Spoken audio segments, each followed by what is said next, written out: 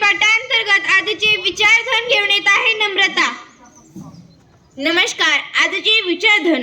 आजचा आपला समाज अनेक गंभीर समस्यांनी ग्रासलेला आहे। अज्ञान आणि दारिद्र्य या तर अगदी मूलभूत स्वरूपाच्या समस्या आहेत।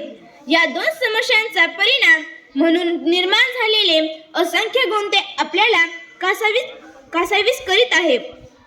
इथं आरोग्याची हेळसांड आहे, कुपोषण आहे। स्त्रियांच्या विकासाची आवश्यक ती पावलं उचलण्यात अजूनही आपण फारसे यशस्वी झालेलो नाही। त्यातच भाषा, प्रांत, जाती, धर्म इत्यादी मधील भेदामुळे परस्परांचा द्वेष करण्याची वृत्ती वाढली असून त्यातून अनेकदा हिंसाचाराचा डोंबही उसळत आहे। अशा वेळी आपण समाजात विवेकाची, शहाणपणाची, समजपणाची भावना वाढीस लावायला हवी।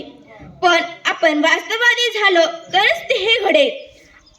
आपल्या पुढं असलेल्या खऱ्याखुऱ्या समस्याकडे डोळे झाक न करता किंवा त्या झाकून न ठेवता त्यांना सामोरे जाणं आज गरजेचे आहे।